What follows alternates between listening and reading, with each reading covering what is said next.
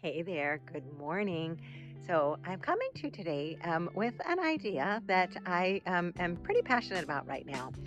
As women, so many of us right now are definitely, well, I'm not dealing with the back to school thing that you all are, but I'm dealing with the empty nest piece since my last baby has flown the nest. And so, wherever you are, if you've got little ones, maybe you're really exhausted as you're nursing babies or sending some off. I was talking to a woman yesterday and had the challenge of feeling like I want to go outside with them all, but I got a crazy toddler. And if I'm nursing the baby, how do I do that? And then there's two other ones running around. So, how do I do it all?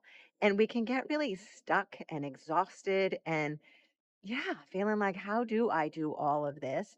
And as they go back to school, as they find their way out in the world, flying the nest, there can often be a big question for women about, well, who am I now? What do I do now? So we go from being so overwhelmed with so much to do, and then sometimes there's a big empty space. And along the way, we can lose ourselves. And it's not uncommon. I certainly did. And I'm so excited now to be on a path where I'm getting more and more clear about God's call in my life. And in today in scripture, it talked about how we all do have a call. God has a purpose for every single one of us. And the question is, do we figure it out? And the way to do that is, of course, having quiet time, prayer time, being able to listen to Him. But here's the thing. I want you to know, like sometimes we do just totally get so busy, busy, busy, and we can numb out and get, scrolling our phones or, yeah, shopping. Just it's busy, busy, busy stuff. I want to invite you to come on a little journey with me. I'm going to be doing more of this in my VIP group coaching. But what we're going to do is be talking more about actually being intentional, setting a monthly goal, like really getting clear on what's one thing that we could do this month that would move the needle in our life and to make things, yeah, just move us in the direction. Like, what's our vision? Who are we gonna be when the kids are gone? What kind of mom do we want to be today? Do you want to be the mom that's snapping at them? Do you want to be the mom that's exhausted? Or maybe you're gonna figure out, like your goal might be, I'm gonna really figure out what makes me happy. I'm gonna figure out, even though it feels like I can't get my self-care in, because I hear a lot of moms say that I just can't get self-care in. I'm gonna challenge that. You can. You can. Even if it's just that you set a goal of um, maybe taking a shower every day. And if you can't do every day, every other day. But or like you okay, so when I first started this, I was like, "Oh, I'm not a goal setter. I'm not a goal setter. I don't want to set goals. I'm not doing it." And then somebody suggested, "What if you just commit to flossing your teeth every day?" And I thought, "Oh, the hygienist has been wanting me to do that for years. I do it a couple times a week, but I'm not an everyday girl." I started and I thought, "Okay, I'm going to do this."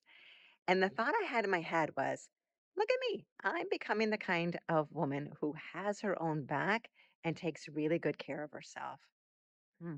One small step, one small step. So at night, when I'd be like, I don't want to do this, it's like, no, you're the kind of woman who has her back and takes good care of herself. And so I have been flossing my teeth now. It's been 6 or 7 months. So every day. So I'm proving to myself that I really do take good care of myself. Right. So it could be simple as that. And then my next one that I said was that at last year when I had gotten adrenal fatigue pretty bad and thought I was going to die. Yeah. The doctor had said no exercise because it stresses your adrenals. So I had not been exercising in quite some time and I really wasn't even moving. So I thought, okay, we're just going to start moving. Like we'll set a goal of 2,000 steps. Can I do 2,000 steps? And I had not, no, I was using my phone to try to track it, and that was craziness because I had to have my phone on me all the time. So then I bought a little wrist thing on Amazon. I think it was 20 bucks. And so now that's really fun. And I got up to 2,000. Then I got up to 5,000. And then it was like, holy smokes, now I'm up to over 10,000 steps a day. Like, yes, like that feels so good, right? Like, wow, I'm making progress. I'm becoming the kind of woman who moves every day. I am taking better and better care of myself because I have a vision of I'm going to grow old strong. I am going to be healthy all the way. So I'm taking small actions to make sure that I'm creating what it is so that I'm not just a slug on the couch anymore. So, for you, what is a small goal that you would like to do? The next one for me has been that I want to be praying the rosary every day, and especially with a new grandbaby coming, that gave me a whole new purpose about praying for this little baby every day, and all my kids, especially the one that's on the other side of the world, and the one that's in the middle of the ocean, stopping all the trucks coming into this country, doing pretty dangerous work, right? So I just want to pray that rosary every day. And you might be like, I just want to read a good book. So, right? Good book. I want to recommend this one, Theo of Golden. Holy smokes. Super short chapters, like a couple of pages at a time. So that's really easy to do for a busy mama. You can just sit down and read a page or two and boom. It's really, really good. The ending totally surprised me, and very heartwarming Christian book, and highly recommend that one. Another one, if you're saying, well, I think I want to grow more spiritually, it might be that you set a goal of getting to daily mass once a week. Or if you're not going to mass at all, go every Sunday. Or just picking up a book like Holy Silence. My spiritual director gave me this one, and there's so many levels of silence that I had no idea of.